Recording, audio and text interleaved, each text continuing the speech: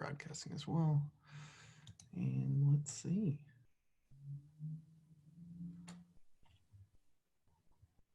All right, so it looks like we've got some folks logging in. Hello, everyone, and welcome. This is Prestozon's new user webinar.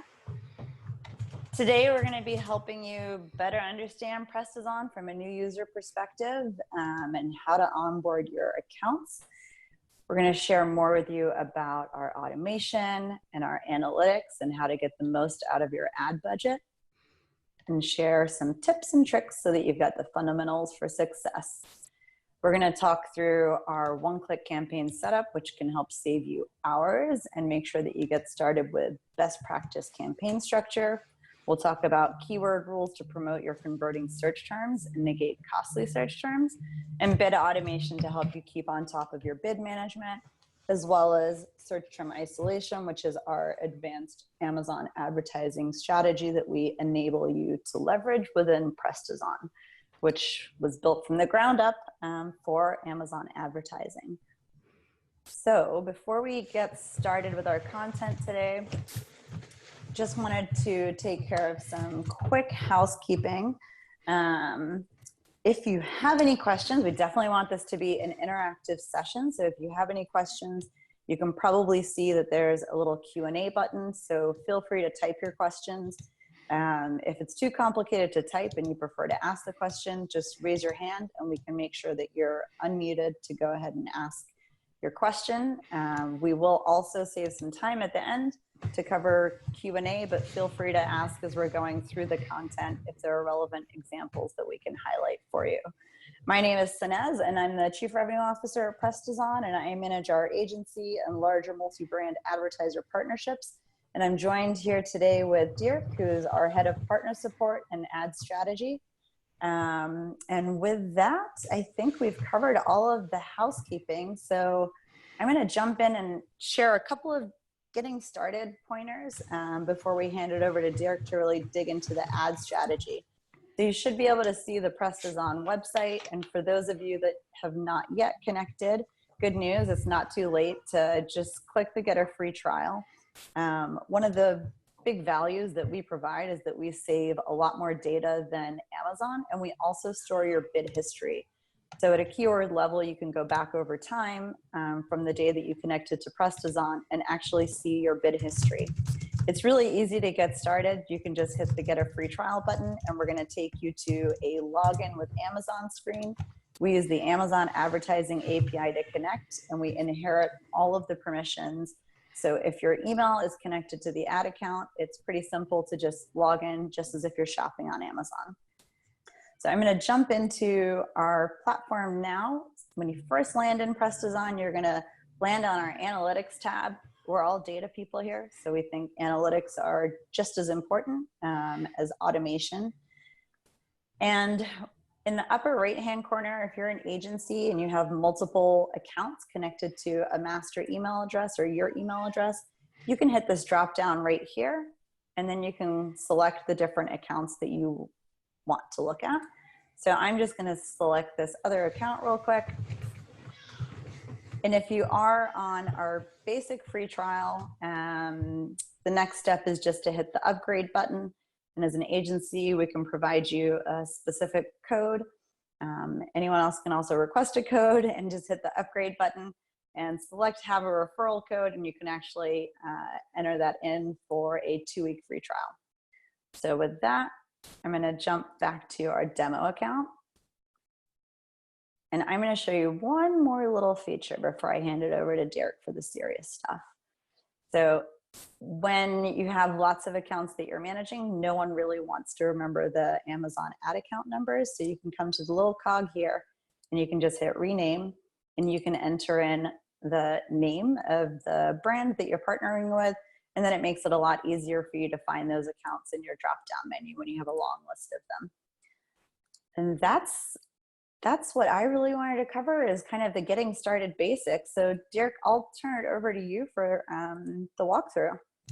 Great, thanks, Sanaz. I thought you were going to pass it over to me without doing the rename thing, and I was shocked that you weren't going to show them your favorite thing in the whole application. I know. So before we jump into analytics, I actually want to talk about search term isolation. That's something that Sanaz mentioned briefly. And to do that, yeah, if we can hop over to the search term explorer. So search term isolation is very important to us at Prestozon. There's a blog post about it if you check out our blog.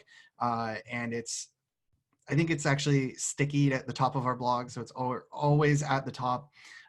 And search term isolation is the idea that you're going to get the best bid management and the best CPC efficiency out of Amazon PPC if you're managing your search terms on a one-to-one basis to your keywords.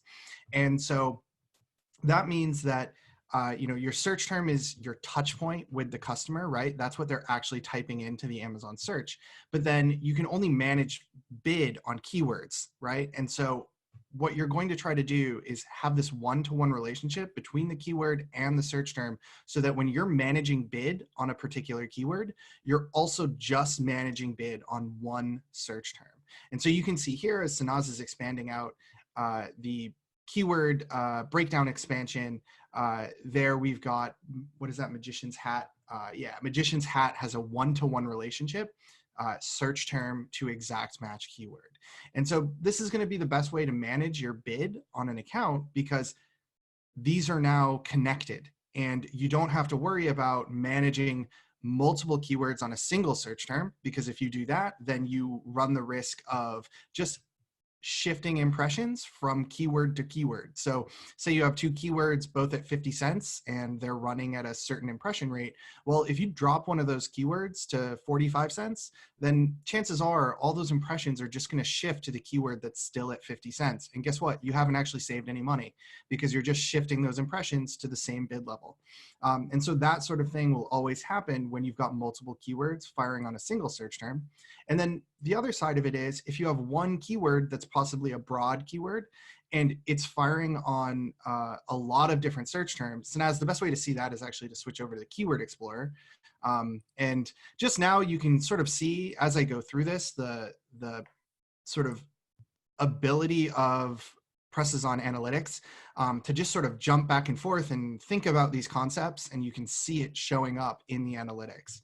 And so in this example, if you have one broader target, in this case, this is a standard auto targeting, and it's got multiple different search terms firing on that one keyword, well, guess what? You can only manage bid on that keyword once, right? One keyword can only have one bid level, but all of these different search terms have different CPC levels, and they're gonna perform differently at different levels. And so, you've got some at 44 cents, you've got some at 71 cents, and so you can't effectively manage bid on all of them. And so in both instances, you're not going to be having as efficient a campaign as you can have if you're managing where you don't have a one-to-one relationship, search term to keyword. And so that's the simple rundown of search term isolation. We think that it's really important, and that's why we built Prestozon the way we did.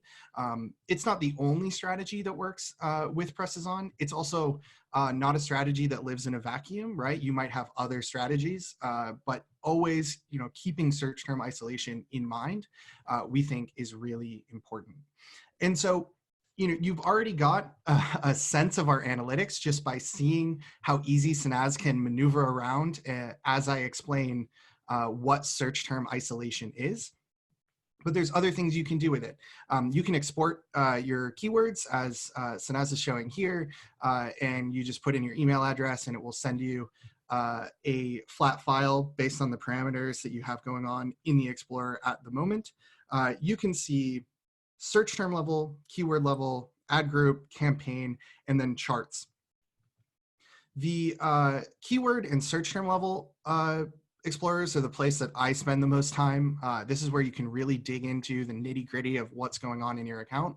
And they're also really important because these are really the places you're doing your management, right? The keyword level is where you're managing bid. And then the search term level is your touch point, as I mentioned earlier, with your customers. So your customers don't see keywords or they don't see what campaign setups you have, right? All they see is I'm typing in a search term and I want to see products that matter to me. And so this is what you really want to manage. You want to manage on the search term level. And that's why, again, search term isolation is really important.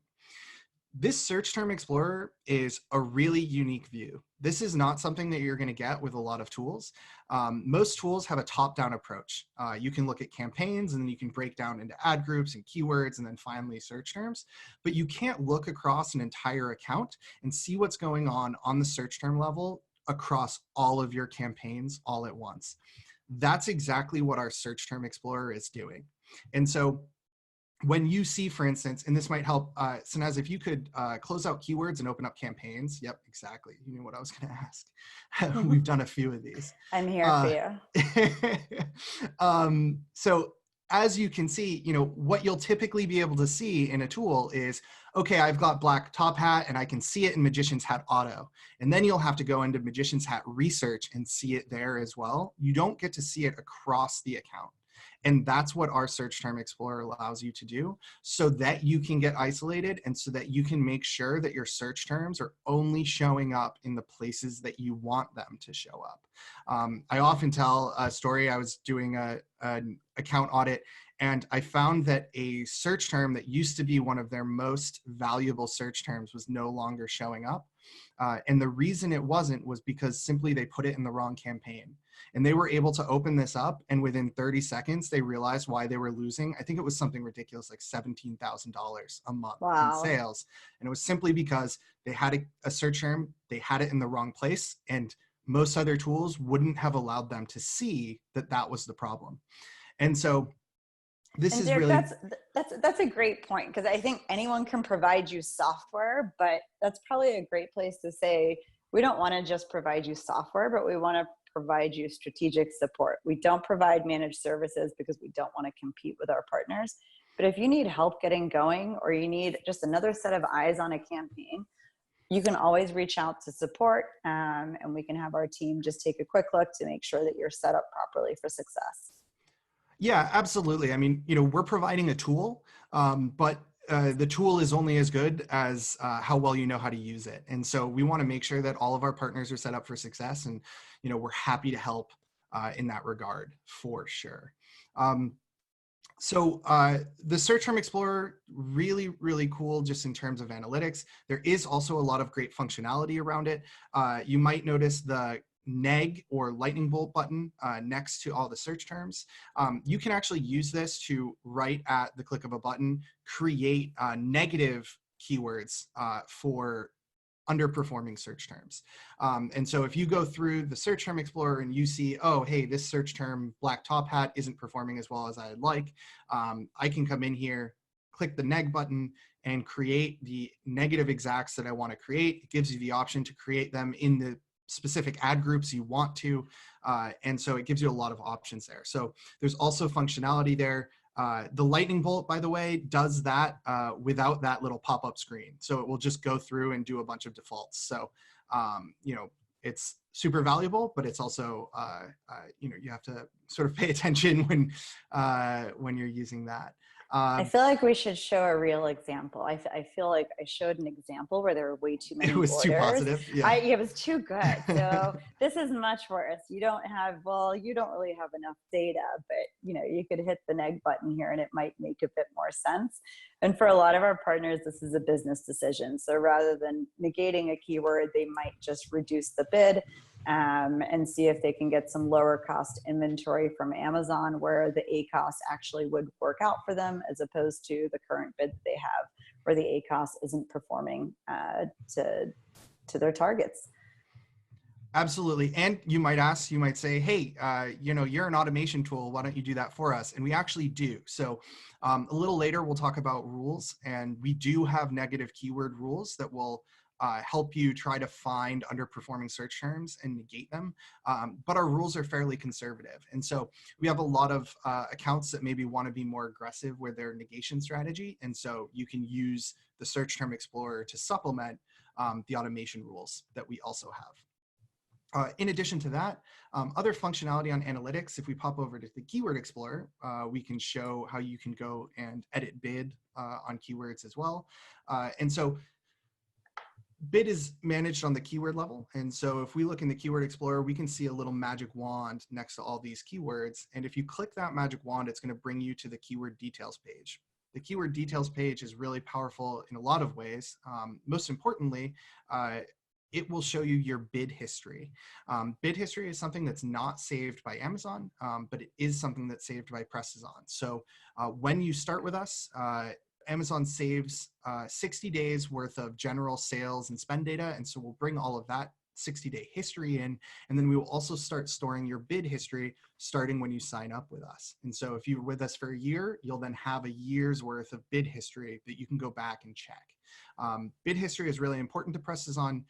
We really believe that you need to be using your analytics in association with your bid level, because if you've got a bunch of metrics when you're at $3, that's not super relevant if you've brought your bid down to $1, right? It's a completely different ball game. And so we use bid history in our algorithm, which I'll talk about a little bit more later. And we think it's really important also as an account manager to be able to track.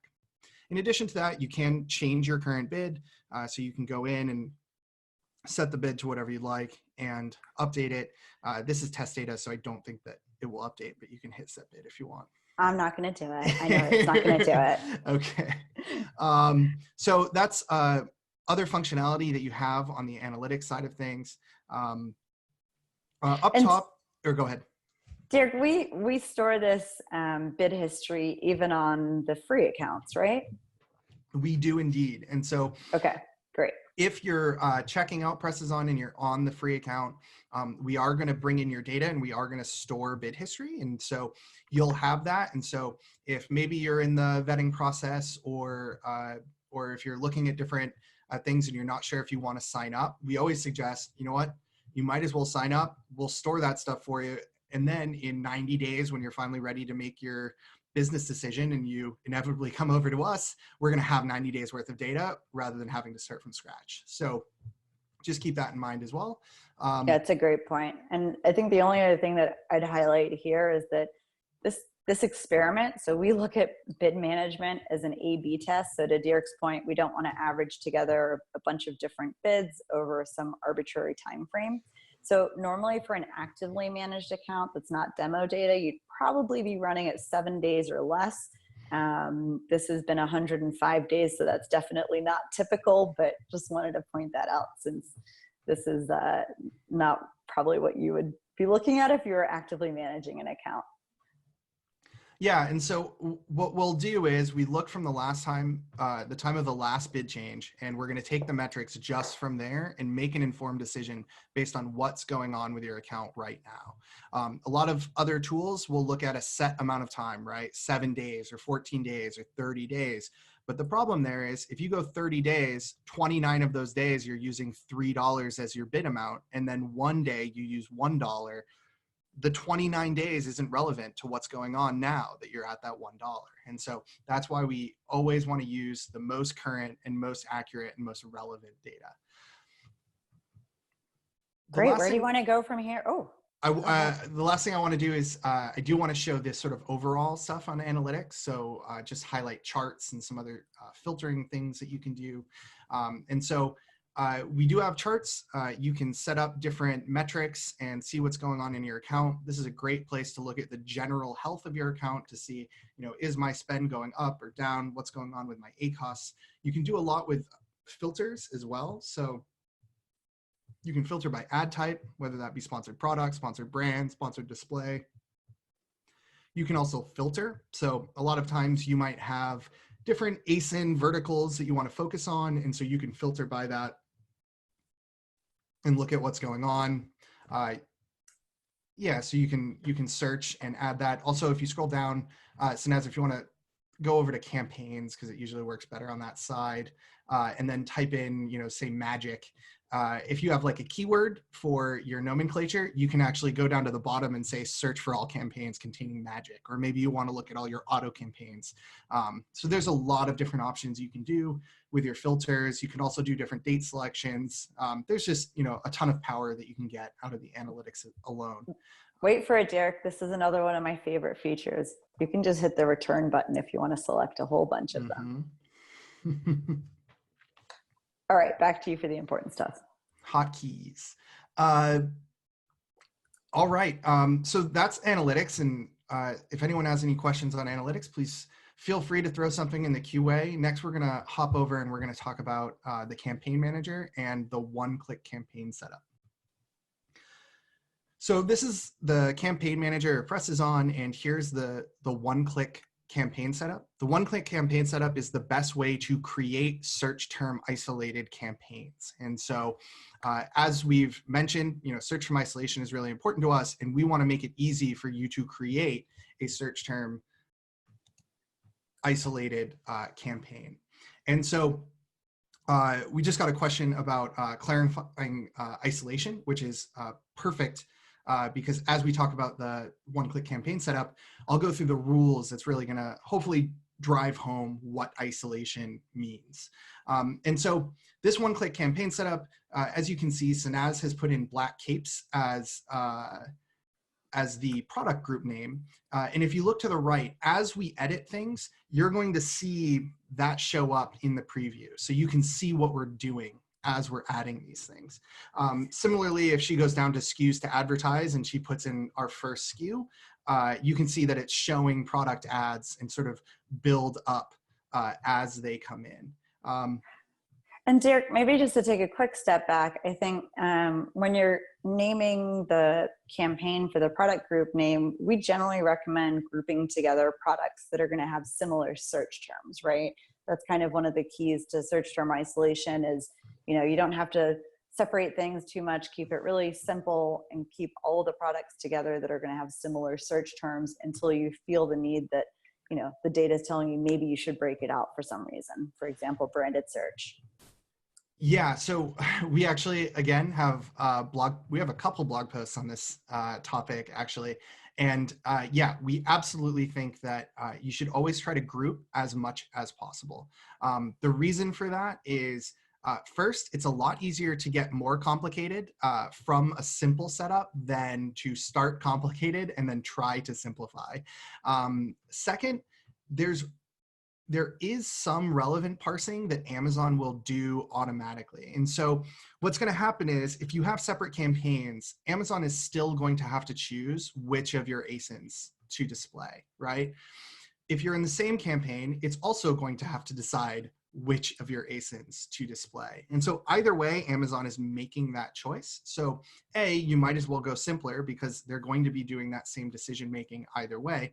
And B, it's a lot easier to be search term isolated when you're in fewer campaigns so that you have fewer keywords to deal with. So I'm just plugging in my seed research keywords over here. And as Dirk was saying, you can see that we're creating the keywords on the right-hand side. So we've got the 2 broad matches in the research and the 2 negative exacts in the auto. Yep, and then when you enter into the performance campaign, it is going to create 4 keywords, actually. It's going to create an exact in the performance, a broad in the research, a negative exact in the research, and then a negative phrase in the auto group. Now, this speaks to the isolation and what isolation exactly means. So, Sanaz, if you can scroll down just a little bit so that we can see the rules set up down here. So this rule down here represents a perfectly ideal isolated system. And what we're trying to do here is make sure that any converted search term, because that's our definition of a successful search term, is if you get at least 1 sale on it. We want to make sure that we're managing that as an individual keyword, an exact keyword, one-to-one relationship, search term to keyword. And so how we get there functionally is every time there's a sale, be it in the auto or the research group, we take that search term that got that sale, we create an exact match keyword in the performance group. We then create, assuming that it's not already created, we create a broad match for that search term in the research group. But then we also create a negative exact in the research group. And so what that's doing is it's preventing overlap between the research and the performance group so that you're isolated.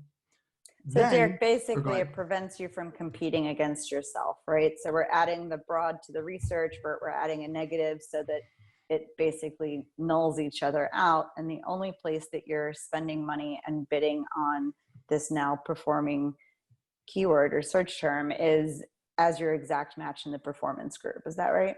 Exactly. And so, for instance, if we were to use the example of Black Cape, because that's the name of the campaign set, if we got a sale on Black Cape, we would make an exact match keyword for Black Cape in the performance.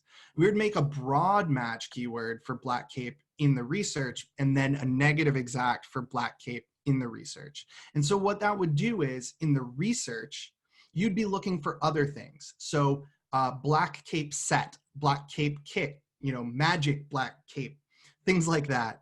But you're not actually going to fire on the word Black Cape itself because you have that negative exact. Black Cape, the word on its own, is only reserved for the performance campaign. And then finally, in the rules, in order to make sure that the research and the auto are also isolated, we put a negative phrase in the auto.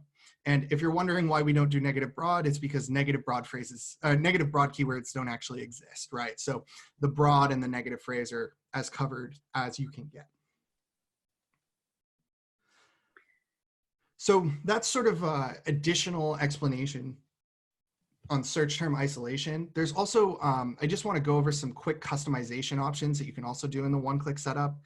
There's advanced naming options. So, maybe you don't like our nomenclature. You can change your research maybe to broad because that's the match type you would typically have in there. You could change your performance to exact. There's a lot of customization options there.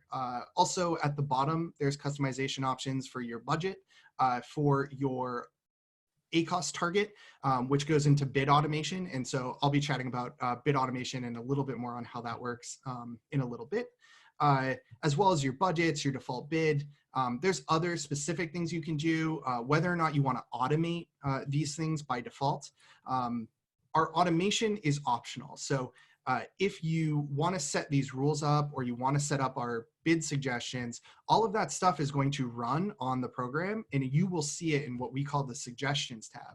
If you automate it, you will no longer see it because we will apply it automatically. So if you're just starting with us and you want to try everything out, but you're not sure that you want us to be applying these things automatically, all you have to do is set everything up, but keep automation off. And then you can check the suggestions tab periodically to see what sort of suggestions we make. And then eventually, hopefully, you trust that every time you go in, you just sort of mindlessly accept all the suggestions. And then at that point, I say, okay, maybe it's time that you automate so that you can save yourself the time of going through that. There's other advanced options. Maybe you have some negative keywords that you know are unsuccessful. And so you can add those in right at the start so that you don't have to worry about spending on those immediately. We always suggest broad for the research match type, but some people swear by phrase. And so if you're a phrase person, we offer that as an option for your research.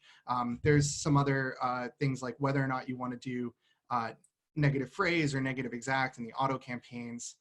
There's a bunch of things like that. We also do have some sort of higher level, one order is what we currently use. We know that there are some campaigns that maybe one order isn't enough. Maybe they're really high volume campaigns and so they want to do a couple orders. Right now, the rules only work for one order. We are working on some customization for the rules, including allowing you to set that parameter. So maybe wait until 3 orders or 5 orders. And then I also do have some more, I'm actually writing a blog post right now about some more advanced strategies. And one of those strategies I call a Cascade Rule, which takes one sale to go from the auto to the research and then one additional sale to go from the research to the performance to sort of give you an extra level of protection between auto and performance. I'm really lobbying to call that waterfall. And just to restate the question for those that didn't see it, the question was, what would you say qualifies a keyword to be transferred from research to performance? And the answer was one order is kind of the baseline. And we can show you how you can create some variations on that baseline. Rules are like reporting. There's not one size fits all for everyone. Yeah, so then there's some other great functions for the one-click campaign setup. There's the special campaigns.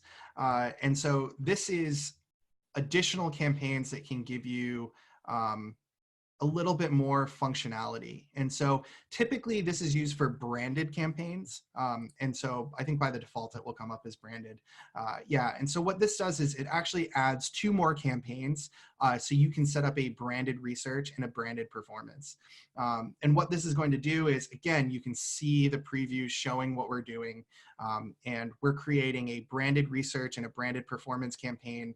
Whenever you put a brand name in, it creates a broad keyword with a broad keyword in the branded research, and it creates an exact, no, and then we're going to wait until I think the negative, the negative exact is throwing me off. It's because you put that into the custom rules. Did I down at mess the you bottom. up?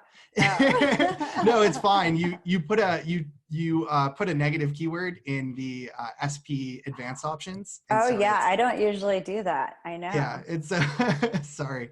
I I'm a messed you up with creature. my unsuccessful keyword. That's okay. I'm a creature of habit. And so now you can see in the branded research group, there's a broad match keyword. And whenever there's a sale, if Sanaz scrolls down a little bit, you can see that there is also an additional rule. And so the branded side of things gets its own rule. And the really fancy thing going on here is we also back negate your branded terms in your non-branded campaigns. And so when you put in Prestozon as a brand name, it will go through your non-branded campaigns and put in Prestozon as a negative phrase keyword, because these are non-branded campaigns, right? So you don't want your brands to show up. Again, with the sponsored products, there's other options. You can change your ACoS target, your budgets, things like that. And then finally, we also have the ability to create sponsored brands. And so sponsored brands, we don't actually have any in the test environment, but sponsored brands, you can go through and you can create sponsored brand campaigns. For both the special and the sponsored brand campaigns, these aren't available a la carte at the moment. So you can only create these when you are creating the sponsored products standard campaigns, and then you can additionally decide that you want to create either or both the special and the sponsored brands, Right. but they're not so you available might just individually. do sponsored products, or you might do sponsored products and break out your branded search, or you might go for the trifecta and do sponsored products, break out your branded search, and launch your sponsored brands campaigns if your brand's in the registry. So Derek, I know you probably saw the question regarding raising and lowering bids. So I know you'll probably answer that when it makes sense. But before we leave the one-click campaign setup, we had a question about when we're creating the campaign and setting up the product group name, would you put products into one campaign in terms of variation? So if you have a 1-pack and a 5-pack, how would you handle that scenario? So it absolutely does, the final decision rests with the account manager, but almost certainly, especially in that case, I would group them. What you're really trying to combine or separate out for are search terms. In that instance, or the instance of colors, I really believe that combining them is better. There are times when, maybe materials, or there are some other things that would suggest that maybe you should separate them out. But in general, as I mentioned, Amazon does parse by relevance. And so if you have 2 ASINs that are in a campaign and one is yellow and one is black, and someone searches black cape, Amazon is more likely to put up the black cape as the ad, because they will do relevance parsing even within an ad group. That being said, there are situations where you should break them out. Sometimes it's because the search terms are different. Maybe you've got a top 5 search term that is specific to only one ASIN, then, it might make sense to break it out. I also suggest breaking out sometimes if you have one ASIN that's driving a lot more sales, then, break out that ASIN, not because the search terms are separate necessarily, but because if you're driving 90% of your sales through one ASIN, then let's manage that one individually so that we can manage budget on it better, and so that we can really drive through and make sure that you're hitting your account goals. So there's definitely nuance to this, and it really depends on the account. But in general, I always suggest leaning towards simplicity and leaning towards combining everything.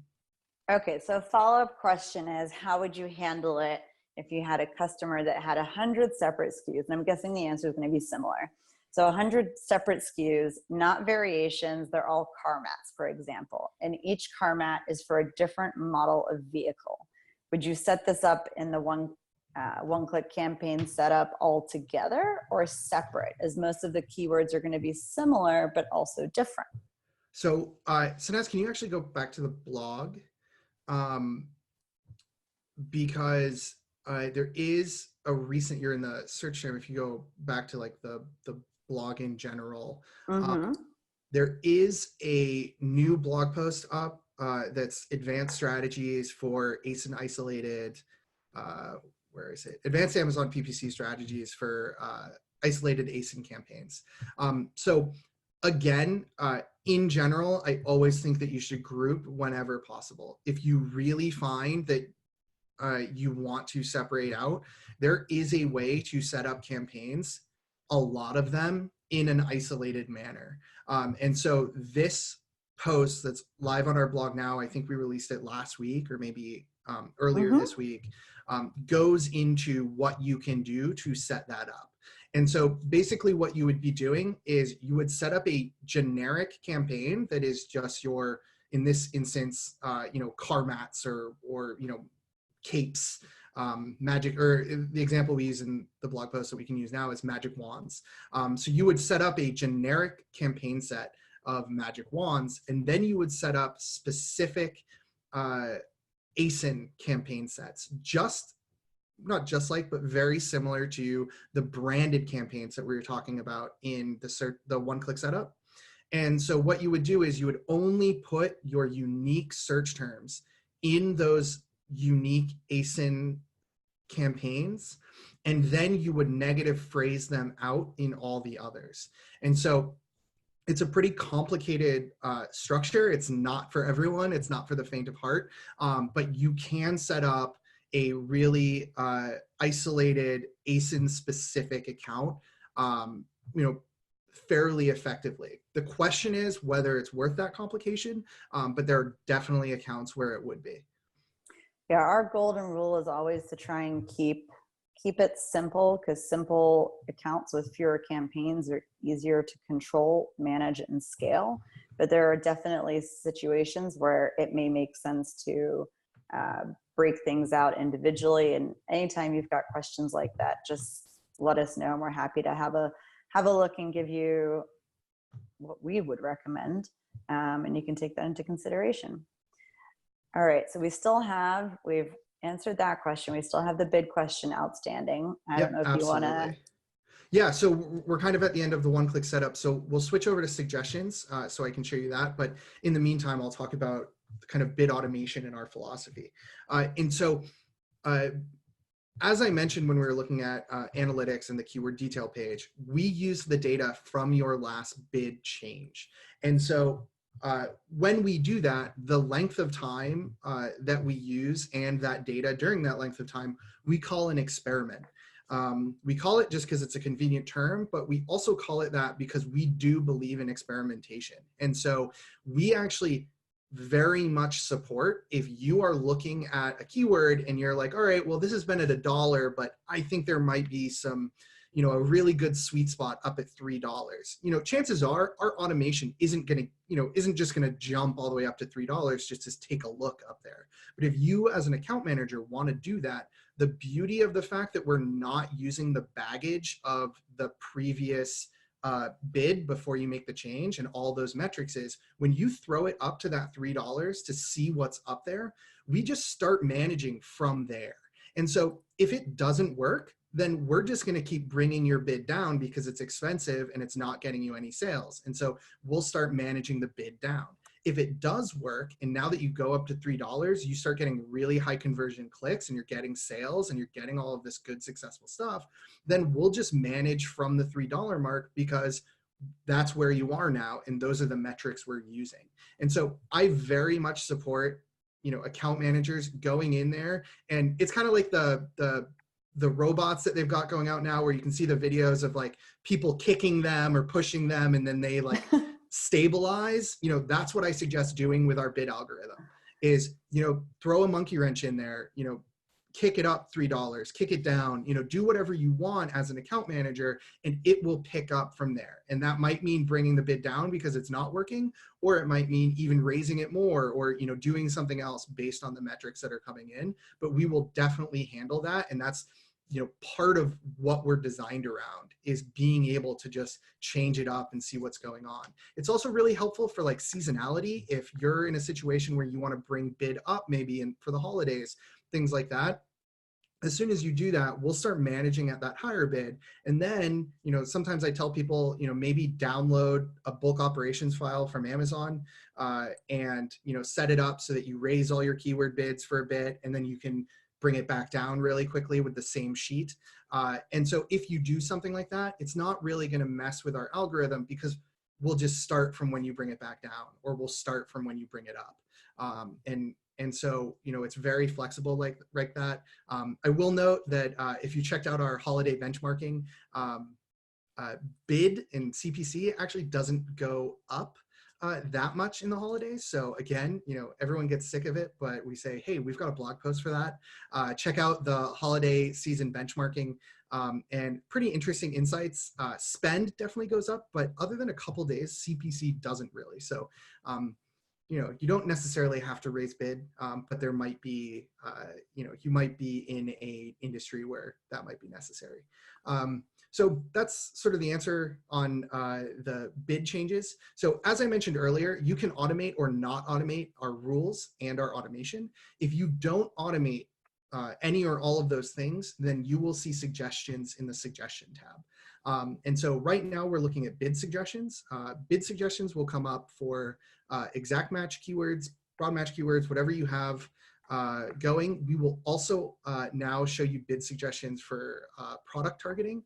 That's something that's brand new, that's out this week. So really, really excited about that. And so you will also see product target bid suggestions as well showing up here. And again, keep in mind, if you're automating these things, then suggestions will not show up. That's something people ask me a lot, is they'll write into support and say, hey, I'm not getting any changes. What's going on? And I'll say, oh, well, you're getting changes. They're just being applied automatically. They're all just magically happening. Yeah. The Presto and Prestozon. Absolutely. As Sanaz is showing you, we also show you the data. So one of the biggest things for us is transparency. Yeah. And making sure that you can see why we're making these decisions. So we always try to give you a reason, and we always want to show you the data behind it. And so that goes for both the bid suggestions here, and then also the negative keyword suggestions and the promotion suggestions. The promotion suggestions are on the positive keyword tab. And so this is based on the rules that you create. So these will be created through the rules that you create with the one-click setup, or you can also create custom rules. And so one of the things I mentioned when we were talking about, I believe it was the number of, I believe it was the number of sales for a successful keyword is, I actually help people make custom rule setups. So you can actually build a rule from scratch. You don't have to just use the one-click setup, and you can create customized rules. And then you come to the suggestions, and you can see what these suggestions are sort of suggesting you create. So all of these would be triggered by a sale, and then suggesting, hey, this is the setup that you want to make. Derek, are you ready for a few more questions though? Because as soon as you said product targeting, you knew we were going to get a question, right? Yeah, so one-click setup doesn't support product targeting yet, but it is definitely, right now product targeting is just available for analytics and the bid suggestions. It is the next sort of big rollout is going to be product targeting rules. And so that is going to do promotion for product targeting and sort of move product targeting keywords around. And when we launch that or shortly after, it will be part of the one-click setup process as well, where you can choose to create product targeting campaigns. All right, another one of your favorite questions. Can you explain why auto campaigns don't have bid automation available? I love explaining why auto I know campaigns you do. don't have. So auto campaigns don't have bid automation because we don't think you should be managing bid on your auto campaigns. So one of the examples that I gave right in the beginning was when we were talking about search term isolation, we showed you a broad match. Actually, I think it was an auto target that had 15 different search terms on it. You can't effectively manage that because there's too many search terms there and they all have to be managed independently. And if you're trying to manage bid on either a broad match keyword or on an auto campaign, you're just going to be unsuccessful because there's too many search terms and they all have different metrics and they all have different things. So it is something that's on our product roadmap. It is something that we want to release just to give you the option to do it. But the reason we haven't sort of made it a development priority is because we just don't believe it's we don't believe it's a winning strategy. We don't believe it's the right thing to do. Philosophically. Yeah. Philosophically, yeah. But I mean, hypothetically, philosophically, yeah. But we do understand customer choice and, we want our users to be able to have the option. So it is something that we want to do. It's just, that's why we don't have it right now. There is something else. How can I skip adding to a keyword? Skip adding a keyword to broad, but still follow the isolation process. So is that a like good a two campaign structure? Not using broad at all. So again, the rules Lamar, are really... can you maybe clarify? So Dirk, you wanted to know if that's a 2-campaign structure with just an auto and a manual as opposed to the auto, the research, and the manual? No. Okay. Sanaz, why don't you hop over to the campaign manager and we can, I'll show rules editing and maybe that will actually help answer the question while I think that'll be helpful. Yeah. So in addition, so there's the one-click setup, and then you saw Sanaz click the little eyeball. And so here you have the rules window. And so you can actually click into the Magician's Hat keyword promotion, and you can see what the rule would look like if you created a one-click, a rule through the one-click campaign setup. So the clarification was that they just don't want to add every single keyword into a broad. So let's see if you can address that while we're walking through the rules. Okay, so yeah, I mean, I can immediately tell you how we would do that. It would be a little bit of a unconventional setup, but first let's hop in. If you want to click into Magician's Hat keyword promotion, you can see, so this is the traditional setup, right? So we've got Magician's Hat performance group, research with the negative, and then the auto. What you could do is, so right now we have this one promotion rule. If you wanted to do it where it sounds like you want to do both, right? So some you want to put into exact, have a broad with the negative exact and the negative phrase, but some you want to only go into exact and not into a research campaign. So what you could actually do is you could set up parallel rules. And so if you can discard changes here, Sanaz, and then hop into, click the little plus. Yep, exactly. And so right now we've got the auto here, and we'll name this as skip, Magician's Hat skip broad. And for the additional ad groups, we're just going to add, the Magician's Hat exact, or the performance group. Great. And then, this is just off the top of my head, so I'm not sure I have the math exact right, but what I would probably say is you would do a negative exact in the auto. Right there, perfect. And then an exact in the performance. And so when you create this rule, what you're going to get is every time you get a sale, you're going to get 2 rule suggestions. One, to create the traditional structure, which is the negative phrase in the auto, the broad and the negative exact in the research, and the exact in the performance. And you will also get a second suggestion from this rule that skips the broad and only creates the exact and the negative exact. And so then you could go through, and obviously you wouldn't want to automate these because you would be choosing, but you could actually just go through and be like, oh, this is one that I want to have in all three. This is one that I want to just have in these two. And you could just do that. And so that's the flexibility of these rules is, you ask a question and we figure it out. We got a wow. I've never heard of a bad wow, so I'm thinking it's a good wow. And this is just the tip of the iceberg with the rules. There's a lot of flexibility in how you can structure this, and Dirk and the team love to be challenged. So bring on the rule challenges and kind of what you want to do, and we'll help you figure out how to do it within Prestozon. Derek, was there anything else in the rules that you wanted to highlight? I know we're about 10 minutes out from the end of our time. Was there anything else that you wanted to demonstrate before we did Q&A?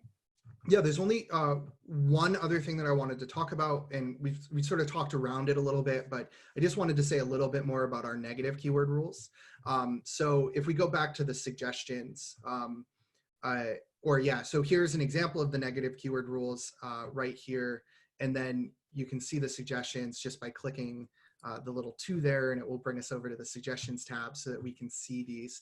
And so it's tough to talk about these in a demo because it's really just an algorithm. But we do have rules that will go through and look at your campaigns, look at your ad groups, and look for search terms that are doing poorly for you. And so as you can see here, it's the performance, and again, it's sort of a complicated algorithm, but the basic metrics are, we're going to look at how much you spend on this. And if you don't have any sales and you have a significantly more spend than your average sale price in the ad group, then we're going to suggest a negative. Another trigger for it is we look at clicks and your conversion rate. So if your conversion rate is, say 10%, then we would expect a sale every 10 clicks. If you get significantly above the clicks where we would expect a sale based on your conversion rate, then we will suggest a negative. And so I just want to bring that up because these are not static. Sometimes people say, hey, I want 15 clicks or I want 10 clicks. And what we do is, some accounts, 100 clicks is normal before a sale, right? Some accounts, 10 clicks is too much before a sale. And so we use the metrics on your account to try to find that sweet spot to give you a negative. But as I mentioned earlier, they are pretty conservative. We allow the automation of negative rules. And so, if we're going to allow something to be automated and to perform its function in the background, we don't want it to be overly aggressive. So even if you have these negative rules running, we do still suggest go to analytics, check out your search term explorer, and see if there are search terms in there that are not working for you. Because just because they don't meet your standards doesn't mean necessarily that the negative rules are going to pick them up just because they are on the conservative side. So that's the only other functionality that I wanted to talk about. Did we have any other questions or any questions we missed? I think, yeah, we can open it up for Q&A. So if there are any additional questions you have or anything else that you wanted to walk through, feel free to put it in the Q&A or in the chat, and we can answer those for you. And while we're waiting for any additional questions, because I know maybe it takes a minute to type them sometimes, we've already highlighted some great resources for you. So our blog is really intended to provide walkthroughs of how you can do things. Okay, so we have a question from Andrew. If I have an existing campaign that I want to transition into your one-click structure, Andrew, it's like you're giving me a setup here because it's, I'm on the blog and we have an exact post on how to restructure your account. But Derek, I'll let you actually answer the question in short order. It's also like he's my conscience because we usually show that on these and we forgot to do that. So that's perfect. So yeah, so this is a great blog post. It literally walks you through step by step kind of what to do. You don't have to restructure your campaigns when you come onto Prestozon if they're already performing, But if you've got messy, underperforming campaigns that have passed hands a million times and you just really want to clean it up and sort it out and make it easier to manage, then this will walk you through step by step how to do it. And if you get stuck, just drop us a note and we'll help you out. So in addition to the blog post, we've got a great new user guide, and I'll share all these resources as a follow-up with you with a recording from the webinar. Our knowledge base is a great place to just check out some questions that other folks have asked and get some answers. Of course, we've got some great videos on YouTube. So if you want to dig into creating rules more, Derek has a video for that. This is a 20-minute or so walkthrough from our CEO, Ben. So some best practices in terms of his workflow. And then, of course, we have a user group that you can request to join and kind of be part of our Facebook user group community as well. So I think with that, if we don't have Well, any other, yeah, go ahead. I do want to highlight how to actually answer that question in the actual rule. So could you hop over to the campaign manager and go to the promotion rule that we were looking at earlier? Yep. And so the question that spurred the restructuring conversation was, if you create something with the one-click setup, how do you bring the old campaigns into it? And so when you have up here the add additional ad groups, you can actually bring in whatever ad group you want. So if we say the magic wand ad groups are the old ad groups, we have now pulled those into the rule. And in addition to that, so step 3, that little checkbox decides whether or not you're looking for search terms in these ad groups. And so what this is going to do is, as soon as we hit save changes, this rule is going to go through the past 90 days of those existing ad groups and move all of that based on the rule that you have set up into the new ad groups. And so this is going to extract all that data. It goes back 90 days and pull that in. Keep in mind, if you're new with us, Amazon only saves 60 days. So we'd only have 60 days. But if you've been with us for 30 days or more, we'll have the full 90 days to go back, grab all the sales, and create the structure that you want. The other nice thing about this is, the way I say it is, we're not going to make you jump off a cliff without a parachute. By doing this, what you're also doing is you're not creating any new keywords or new negatives in the old ad groups. And so if for some reason you want to revert back to the old version, all you have to do is, typically you've probably paused the old campaigns at this point. All you have to do is unpause the old campaigns, pause the new campaigns, and the old campaigns are just like you had them.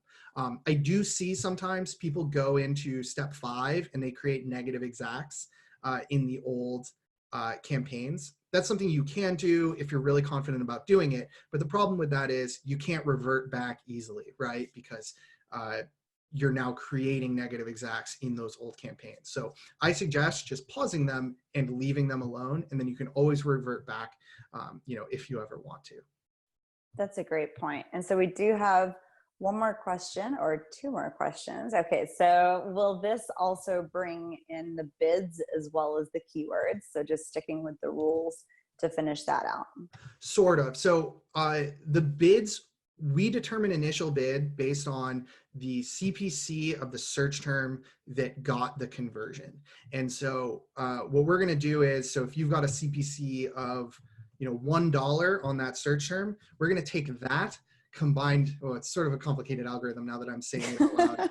But so we're going to take the CPC of the search term, and then we're going to use your ACoS target and the ACoS of the search term, and we're going to use that as a sort of multiplier, and then we're going to create an initial bid. So to give you a simple example is, say you've got a search term, the CPC is $1. We are going to take that $1, and then if you are above your ACoS target, that means that you want to save money, right? You're above your ACoS target, you want to lower it. So we're going to use that multiplier to actually lower the bid slightly. And so we're probably going to come in for an initial bid around 90 cents. Because remember, we're making these rules are based on search terms, not keywords, right? So we're not pulling in your old keywords. We're going through your old search terms and pulling out the ones that converted. That's a pretty important distinction, is the difference that, keywords and search terms are different things, and they react differently. So we're not going to bring in bids from your old keywords because we're not actually looking at your keywords. We're looking at the search terms. All right, Dick, we've got one more challenge. You've got 60 seconds to answer. If Okay. conversion rate of one product is really bad in an ad group and that hurts the overall campaign ACOS, will it and will influence the automation tool? How do you deal with this? Because some keywords will work better on different products. Yeah, so I would say, so first, our ACOS is going to be working on a keyword by keyword basis. So that, I think, mitigates it a little bit. So one of the things that Amazon is actually going to do is, again, Amazon is making this decision for you, and they're going to make the decision on which ad to display no matter what. And so typically what they're going to do is they want to make the sale, and so they're going to be putting their best foot forward. So typically what you will see is you'll see poor performance on that ASIN, but it's because they're going to be pushing the higher conversion rate products. So if you see an extreme example of that, that might be a situation where you want to look and say, you know what, maybe I should break these out. But yeah, I'll have to think about that one. I haven't heard that exact question before, but I definitely think that, and again, Amazon's decision making, it's all a black box, and a lot of it is us just gleaning information based on the data. But I think what you'll see is you'll see them pushing the good ASIN anyway, and so it's not really going to affect the keyword as a whole, because it's just going to start shifting how many times that good high conversion ASIN shows up for that keyword. All right, well, you've got the weekend to pontificate about that, because we do have an onboarding call scheduled with the person who's asking that question. So be prepared for that. We've got one more question to sneak in. We can see campaign ACOS. Are we able to see account ACOS? So it shows how the true ACOS and PPC ACOS. So we don't get organic sales. I think that's probably the sort of heart of the question. Oh, right. We do get, so if you go to analytics, you can see the account ACOS in terms of all of the ad spend. But it's just the PPC spend. Correct, yeah, we're not pulling in the organic data. So, yeah. All and right, that's just that a one was easy to limitation. answer. That's a limitation of the advertising API. And so, we interact with the advertising API, and they only send us advertising revenue and all that stuff. All right, great. Well, I think this has been a great session. Thank you guys for participating and for all of your questions. It's always more fun when we've got real life questions to answer and real strategy to discuss. I will send a follow-up with the Zoom recording for everyone, as well as those resources I mentioned. And if you guys need anything, you know where to find us. So thank you, everyone, and enjoy the rest of your day. Thanks, everyone. Bye.